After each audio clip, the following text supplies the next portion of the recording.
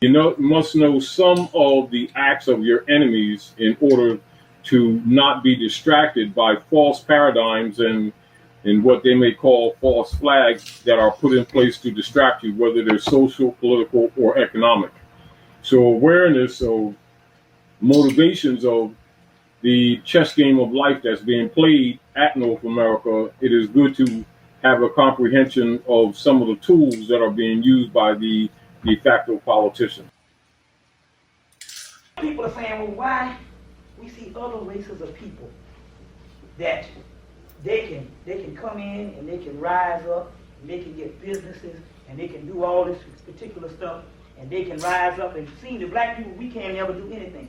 Because spiritually, you are not supposed to rise up as a black economic base equal to the white man in a land of your own. You understand what I'm saying? Capitalism is immorally wrong. It's wrong to charge a person for food, water, shelter, clothing, and whatever the basic survival things, which this country is built on, which this is actually stolen property, stolen merchandise, stolen minerals, stolen culture of your people. So therefore, spiritually, you are not supposed to take part in a capitalism of the American way. This is why it never worked for you. It worked for everybody else, but it never worked for you. This is telling you something about you and your own innate nature. Yeah, we had a few pockets of the Black Wall Street in the early 20th century, a few black people that did a certain amount of things, but we're talking about a race as a whole. Number one, we now populate about what? 60 million people.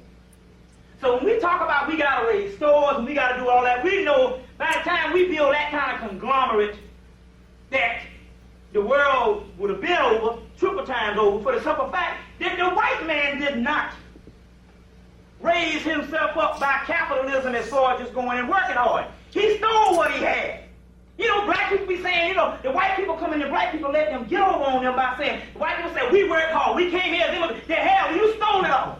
If I come into your doggone house and steal your house, steal your children, steal your furniture, you doggone right I'm gonna have an advantage over you.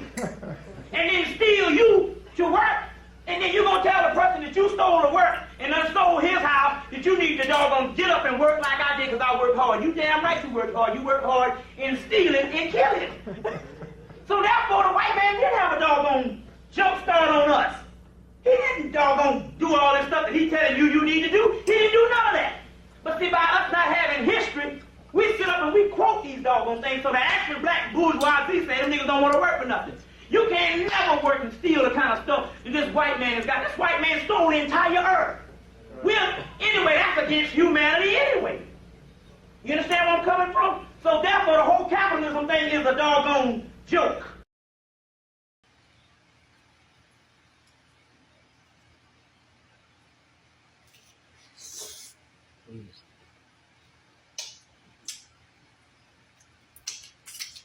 The Bible tells us not to covet, but we covet nonetheless. It's in our damn genes. We covet not only our neighbor's ass, his lands, his possessions, we also covet his appearance, his talent, his intelligence. And once we covet, we hate. And when we hate, this is what happens. For thousands of years, this is what happens. I think that white people are so guilty, knowing what they've done to black people, that they feel if the deeds were reversed, they would hate the black man if he had done the same thing to them.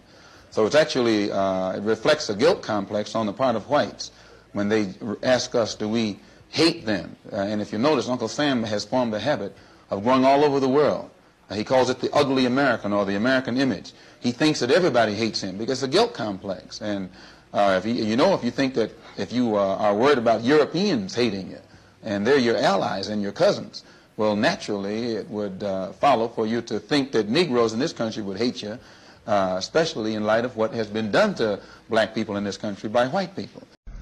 Oh, oh my God, no, this ain't God, this is Stanley Earl.